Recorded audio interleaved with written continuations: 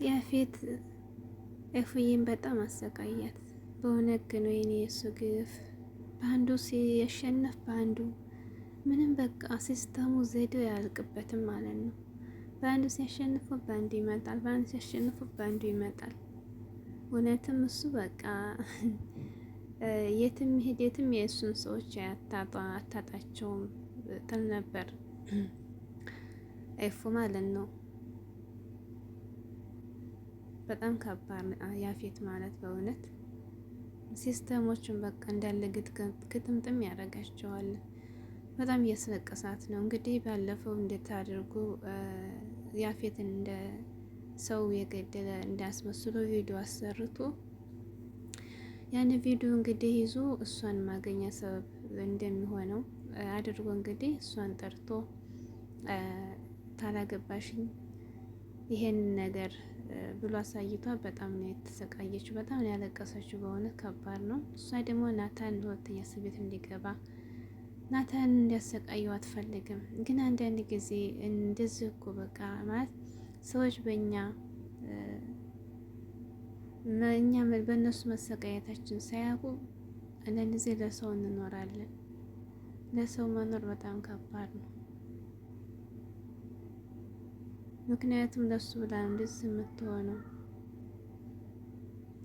የሰው ልጅ ክፋት ግን በጣም ከባድ ነው በእውነት። ያፌት ስራ ሁሉ በቃ በጣም ይገርማል። እንግዲህ ምንድነው ያሳመናት እኔን ታገቢኛለሽ እሱ እስር ቤት እንዳይገባ ከፈለሽ ይሄን ቪዲዮ እንደዚህ ሰው ነፍስ አጥፍቷል ብሎ እንግዲህ በተቀነባበረ እንትን ቪዲዮ አሳይቷት አሳምኗታል ማለት ነው። ምክንያቱም ምንም አማራጭ የላትም።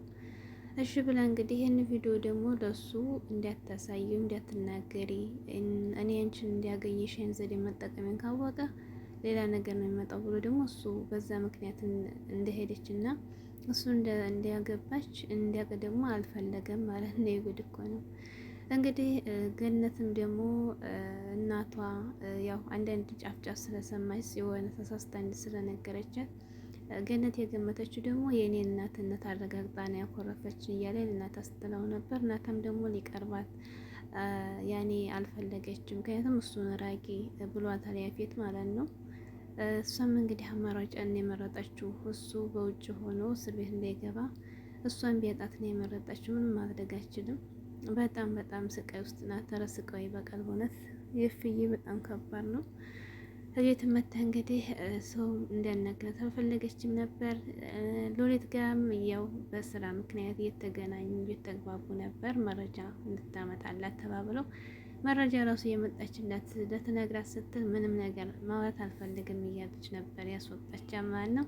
ሎሌቷ ደግሞ እያበደች እየደነሰች እንግዲህ ከኔ መጫወቻ አደረጋችሁኝ እያለች እኔ እኮ ሎሌት በጣም የምታስቀኝ በጣም ስራ ሁሉ ዘና ያደረገ ማለት የሎሊት ነገር ድምቀት ናት ለሐረግ ድራማ ሎሊት።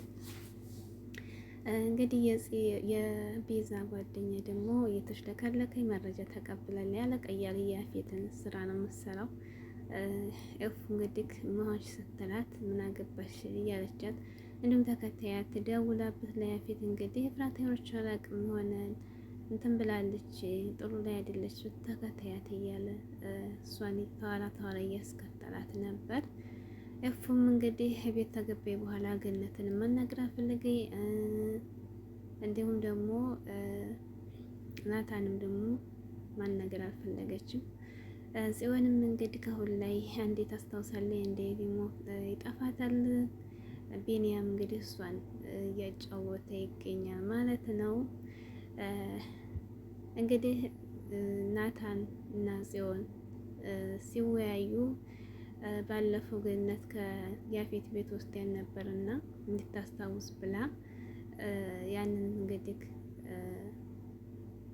ተሳስቶ እሱ ያፌት እንግዲህ ያፌት እዛ ቤት መሄዷን እሷም ትነግረዋለች። እሱም ደግሞ ተሳስቶ ንብረታቸው እንደወሰደባቸው ቤታቸውን ደግሞ እንደወረሰባቸው ይነግራታል ማለት ነው። እሱ ረስቶ ነው ግን እሷ ደግሞ ለቀም አደረገችው ጽዮን ማለት ነው። እያስመሰለ ነበር እንደ ቤቱም ሳይጋብዝን ገነት ጋር ሄደና እያለ ስትነግረው እሱ ደግሞ በጣም ተቀየመ። ገነት መጥቶ ወቀሰማ እና የሆነ ነገር ቢያደርጋችሁ እሷ ምን ብለሽ ጋር ለኔ ፍቃድ ይዘሽርሽ እያላት ነበር። እሷ ደግሞ እንታስታውስ ብዬ ነው እያለችው ካሁን በኋላ ግን እኔ ሳታስፈቅጂ ሁለተኛ እንድታደርግ አልፈቅድም እያላት ነበር። ከዚያ በኋላ እንግዲህ ስልክም ደውላ ደግሞ ክላስ ስትገባ ጽዮን ገብጋ ማን ጋር ነው የምትዋሪው እያለቻት አይ የሆነ ስራ ጉዳይ ነው እያለቻት ነበር። ከዚያ በኋላ ንገሪኝ መሆንሽ ነው ተቀይረሻል፣ ጥሩ አይደለሽም ስትላት አይ ምንም አልነግርሽም ግን አቅፌሽ ላልቅስ አለች ምስኪን። ከዛ የትኛት ደግሞ አብረሽ ነው የማለቅሰው ብለው ተላቀሱ ማለት ነው። ከዚያ በኋላ እንግዲህ ያው ለሁሉም ገነትም አታወራትም። ናታም ደግሞ ሁለተኛ ቢጠይቃት ደግሞ ገለመጠችው እንደውም ማለት ነው። እሱም ደግሞ እኔ ከጎን ሆነ ችግሯን ካልተዋየዋት ምኑ ላይ ነው ፍቅሩ እያለ በጣም ጨንቆታል ማለት ነው። ናታ በጣም ብቻ አስቸጋሪ ሁኔታ ነው ያለችው። ምክንያቱም ምንም ግን ለምን አትነግረውም? እውነቱን ነግረው ብቻ ከባድ ነው። ሁሌ እሷ የገባችው መከራ በጣም ከባድ ነው። ግን አማራጭ የላትም። ለናታ ብላ ናታ ልታጣው ነው ማለት ነው። ያፌት ግን ግፉ ወይኔ ከባድ ነው። በስተመጨረሻ እንግዲህ ጽዮን ደግሞ በያፌት ተናደደች ማለት ነው። ያንን ሁሉ ተነገረ በኋላ እንግዲህ እሱም ተጸጸተ። ያው ረስቶን ነው እሷ እንደዚህ መሆኗን የነገራት ማነው በስተት ነው። እሷ ግን እያጠናጠነች ያፌትን እያስመሰለ መሆኗ ሁሉን ነገር ታወቀ በኋላ እንግዲህ በስተ መጨረሻ ምንድን ነው የተፈጠረው ነገር ኤፍራታ ጋር ተጣለ መሰል ማለት ነው። እና ኤፍራታን ያው የሆነ ቃላት ተናገረቻት ብቻ እንግዲህ እኔ እንጃ። ኤፍራታ አሁን ሁለተኛን ጽዮን ጋር ልትጣላ መሰለኝ። ከዛ ያፌማ ሁሉም እንግዲህ ጋር እንትን ስትል ሚስጥሯን ደብቃ እንትን ስትል ያፌት ገንዘባቸውን ወይ ንብረታቸውን እንደወሰደ ስታውዜ ደግሞ እንግዲህ አንዱ ልዘረግፍ ነው መሰል ወደ ኤፍራታ ዞረችባት ማለት ነው። ብቻ ኤፉ በጣም ከባድ ውስጥ ናት። ይህ ሴራው ግን ቢጋለጥና እፎይ ብትልስ በጣም ጥሩ ነገር ነበር። ያን ደግሞ አያስታውስም ምንም ነገር እንደሰራ። የፊት ደግሞ ያስተማን ነው እንትና ናታ ደግሞ አያስታውስም ማለት ነው። ማስታወስ አይችልም። እሷም እስካልነገረችው ድረስ ደግሞ ማወቅ አይችልም። ስለዚህ በድብቅ ደግሞ እነሱ ደግሞ ዝም ስትላቸው ብቻዋን የምወጣው ብቻዋን የምገባው ምንም ነገር ስላልሆነ ማወቅ አይችሉም። ያፌት ደግሞ እንድትናገር አይፈቅድላትም።